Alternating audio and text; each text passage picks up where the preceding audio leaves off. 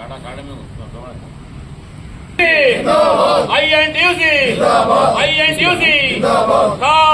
ఐక్యత, కార్మికుల ఐక్యత, జగన్మోహన్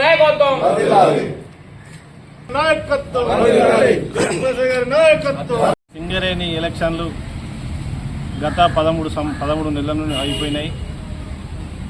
మందమరి డివిజన్కి వస్తే అందరి ఓట్లతో ఏఐటీసీ గెలుపొంది కొన్ని మైన్సులలో మైన్ యాక్సిడెంట్ కానీ రోడ్డు యాక్సిడెంట్ కానీ అటువంటి కొన్ని ఇబ్బందుల వలన కూడా ఆ మైన్లో యాక్టింగ్ చేస్తుంటే ఆ కార్మికులను తొలగించి వాళ్ళకు సంబంధించిన కార్యకర్తలను పెట్టుకోవడము, మేనేజ్మెంట్ తోటి ఒత్తిడి చేసి ఆ అండర్గ్రౌండ్లో దెబ్బలు తాకిన కార్మికులు న్యాయం చేయాల్సిన అవసరం ఉండి అది చెయ్యకుండానే వాళ్ళ కార్మికులను ఆ కార్యకర్తలను ఆ యొక్క ప్లేస్లో పెట్టి ఆ యొక్క కార్మికులను ఇబ్బంది పెడుతున్నటువంటి సంఘటన చాలా చోట్ల జరుగుతుంది.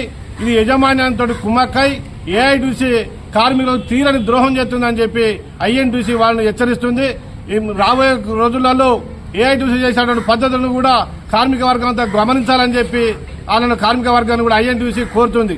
ముఖ్యంగా మొన్న 12వ తారీఖు నాడు మందమరి డివిజన్లో జనరల్ బాడీ పెట్టి జనరల్ బాడీలో గౌరవనీయులు పెద్దలు జగత్ ప్రసాద్ గారిని పిలిపించి మందమరి ఏరియాలో గన్లు కూడా మూతపడ్డాయి.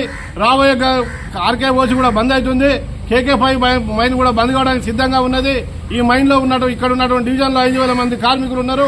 ఆ కార్మికులకు కూడా కొత్త బావులు రావాలంటే వారు కూడా గవర్నమెంట్ తోటి కొట్లాడు, వారు గవర్నమెంట్ తోటి మాట్లాడి ఇక్కడ కొత్త బావులు రావడానికి కొరకు వారు కృషి చేయాలని చెప్పి జగత్ ప్రసాద్ గారిని కోరడం జరిగింది. అదే ఉద్దేశంగా మందమరి డివిజన్లో జనరల్ బాడీని విజయవంతం చేసిన మందమరి కార్మికులందరికీ ఐఎన్టీసీ పక్షాన వారందరికీ విజయవంతంగా చేసినందుకు వారందరికీ ధన్యవాదాలు తెలియజేస్తూ ముగిస్తున్నాం. సింగరేణి నష్టాల్లో ఉన్నప్పుడు సింగరేణి కార్మిక వర్గం అంతా మరి అదేవిధంగా సూపర్వైజర్లు అధికారులు అందరూ కలిసి సమిష్టి కృషితోని సింగరేణిని నష్టాల్లో ఉండి లాభాలకు తీసుకురావడం జరిగింది. మరి ఆ లాభాలకు వచ్చిన సింగరేణిని ఏదైతే ఆనాడు 1,16,000 మంది కార్మికులుంటే మరి ఈనాడు 42,000 మంది కార్మికులు ఉన్నారు. మరి ఆనాడు 2,400 మంది అధికారులుంటే మరి ఈనాడు కూడా 2,400 మంది అధికారులు ఉన్నారు. అంటే అధికారుల శాతం పెరిగి అట్లనే ఉంది కానీ కార్మికుల శాతం తగ్గిపోయింది. కానీ ఉత్పత్తి తీసుకుంటే మరి ఆనాడు 6 మిలియన్ టన్నుల బొగ్గు తీస్తే ఇప్పుడు 72 మిలియన్ల బొగ్గు మరి ఉత్పత్తి చేస్తున్నాం. మరి ఆనాడు నష్టాల్లో కూరుకుపోయి BIFRలకు పోయి మరి మూతపడే సంస్థను ఈనాడు మరి లాభాలలో తీసుకొచ్చి మరి కోట్లాది రూపాయల లాభాలు గడిస్తూ మరి సంస్థను అభివృద్ధి చేస్తున్న సందర్భం ఇది కార్మిక వర్గానికి పోతే అధికారులకు దక్కింది. మరి అలాంటి సంస్థను మరి ఈనాడు కార్మికులు మరి బొగ్గు నిల్వలు లేకుండా బొగ్గు గనులు లేకుండా రోజు రోజుకు మరి అంతరించిపోతుంటే మరి అధికారులు సమిష్టి కృషితోని గాని వాళ్ళ మేధాశక్తితోని మరి బొగ్గు గనులను మరి తవ్వడానికి ప్రయత్నం చేయడం కానీ ప్లానింగ్ చేయడం కానీ విస్మరించి కేవలం రిస్క్ ఉందని ఇబ్బందులు ఉన్నాయని మాకెందుకులే అని చెప్పేసి పట్టించుకోకపోవడం వల్లనే ఈనాడు సింగరేణిలో మరి గనులు మూసివేస్తున్నా కూడా మరి కొత్త గనులు రావడం లేదని చెప్పేసి ఐఎన్టీసీ తెలియజేస్తున్న సోదరులారా. ఈయన ఆనాడు సమ్మెలు జరుగుతాయని అనేక గనులను మూసివేయడం జరిగింది. ఇకపోతే ప్లానింగ్ లోపంతో KKOC కానీ లేకపోతే ఇంకా ఇతరత KK1 కానీ ఇలాంటి సంస్థలు మరి మూసివేసిన సందర్భాలు ఉన్నాయి.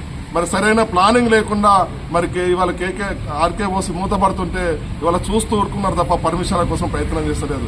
ఐఎన్టీసీ కొత్త గనులు తీసుకురావాలి, కొత్త ఓసీలు తీసుకురావాలి, కార్మిక వర్గానికి ఉపాధి కల్పించాలని చెప్పేసి ఇవాళ ఐఎన్టీసీ డిమాండ్ చేస్తుంది. ఇవాళ చెన్నూరు మైన్స్ ఉన్నాయి. చెన్నూరు మైన్స్ మరి సేఫ్టీ లేదు.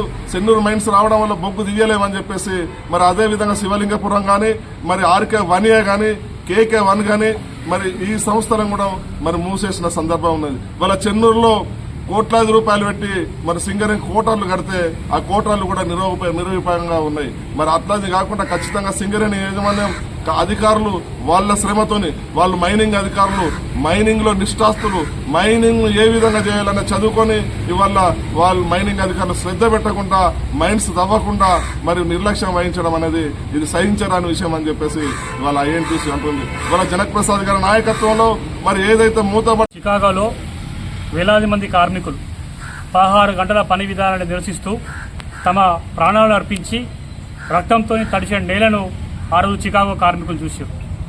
వారి వీరమరణానికి చిహ్నంగా మేడేను మరి ప్రపంచం గుర్తించి మరి కార్మికుల ఐక్యత కోసము, కార్మికుల సమస్యల మీద వారి నిజమైన హక్కుల సాధన కోసము మేడేను ఒక నిదర్శనంగా తీసుకొని ప్రపంచవ్యాప్తంగా కార్మికులందరూ ఐక్యంగా పనిచేస్తున్న ఈ తరుణంలో మన దేశం సంబంధించిన ఎల్ఎన్టీ మరి చైర్మన్ సుబ్రహ్మణ్యం గారు ఈ వారానికి కనీసం 90 గంటలు పనిచేయాలి కార్మికులని చెప్పడం నిజంగా చాలా దౌర్భాగ్యంగా మేము భావిస్తున్నాం.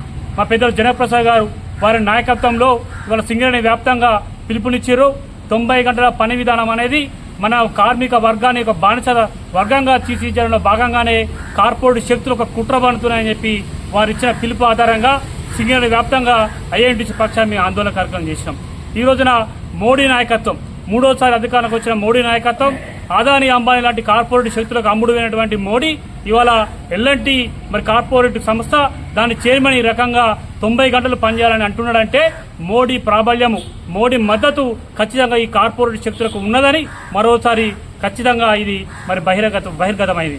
దయచేసి భారతదేశ ప్రజలందరూ కార్మిక వర్గం అంతా కూడా మరి సమిష్టిగా ఉండాల్సిన అవసరం ఉన్నది. ఈ రోజున 90 గంటలన్న మనుషులు రేపు 70 గంటలనే ఒక వ్యక్తి అంటున్నాడు. ఈ 90 గంటలు కాస్త 100 గంటలు చేస్తారు. సిగ్గుచరం లేకుండా ఇంటికి పోయి పని చేస్తున్నట్టు కార్మికులు వాళ్ళ పిల్లల ముఖాలు చూసుకొని కూర్చుంటారు, భార్యల ముఖాలు చూసుకొని కూర్చుంటారని చెప్పి అవహేళన చేస్తూ, కార్మిక వర్గాన్ని అవహేళన చేస్తూ ఈ రోజున మాట్లాడమంటే ఎల్ఎన్టీ చైర్మన్ మీద ఖచ్చితంగా క్రిమినల్ కేసు నమోదు చేయాలి. కార్మిక వర్గాన్ని ఇవాళ బానిసత్వ వర్గంగా చూస్తున్నటువంటి ఇటువంటి కార్పొరేట్ శక్తులకు బుద్ధి చెప్పేలాగా ఇవాళ జనప్రసాద్ నాయకత్వంలో ఐఎన్టీసీ పక్షాన కార్మిక వర్గంతో ఏకంగా కోరుతోంది.